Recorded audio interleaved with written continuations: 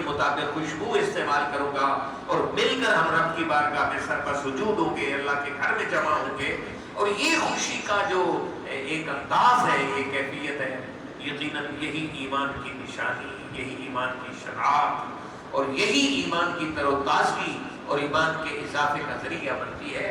اس لیے جمعہ کی اہمیت کو پیش نظر رکھیے اور جتنا ممکن ہو سکے آپ ایک دوسرے سے نیکی میں سبقت لینے کے لیے ایک دوسرے سے پہلے آنے کی اور اللہ کے پیارے محبوب علیہ الصلوۃ والسلام کی اس تعلیم کے مطابق جو آقا نے جمعہ کی اہمیت کے لیے ترغیب کے طور پر ارشاد فرمایا، اس کو پانے کے لیے جستجو کریں.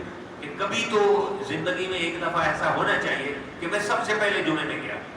تو آقا کا فرمان تو حق ہے کہ اگر وہ اللہ کی رضا کے لیے نماز جمعہ کے لیے آیا ہے اور پہلے آ گیا ہے تو اللہ تعالیٰ نے اسے اتنا ثواب دینا ہے جتنا ایک اونٹ اللہ کے راستے میں قربان فرمایا.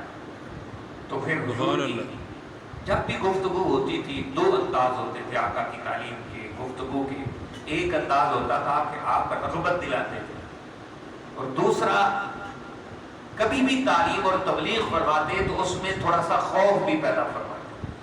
ترغیب یعنی خوف کی رغبت دلاتے اور ترغیب شوق کی رغبت دلاتے. دونوں طریقوں سے اللہ کے پیارے محبوب علیہ السلام جو تھے وہ جب بھی کوئی بات فرمانا ہوتی، تعلیم فرمانا ہوتی، کوئی حکم جاری فرمانا ہوتا تو پہلے ترغیب ارشاد فرماتے پھر ترغیب کا طریقہ اختیار فرماتے.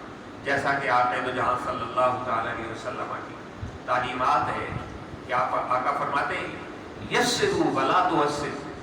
اب پہلے رغبت دلائی، بعد میں ترغیب جو ہے وہ پیدا فرمایا کہ لوگوں کے لیے آسانیاں پیدا کیا.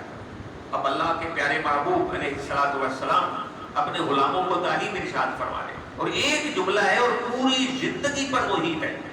بشروا، آقا فرماتے ہیں خوشیاں سنایا کرو، خوشخبریاں دیا کرو، اچھی باتیں کیا کرو، لوگوں کو خوش رکھا کرو.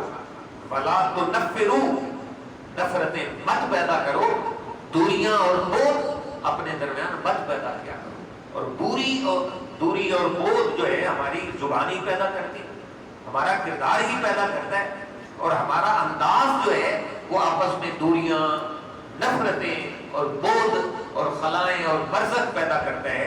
تو ہمیں پھر اپنی گفتگو کو خوبصورت کرنا چاہیے، اپنے کردار اور انداز کو ایسا بنانا چاہیے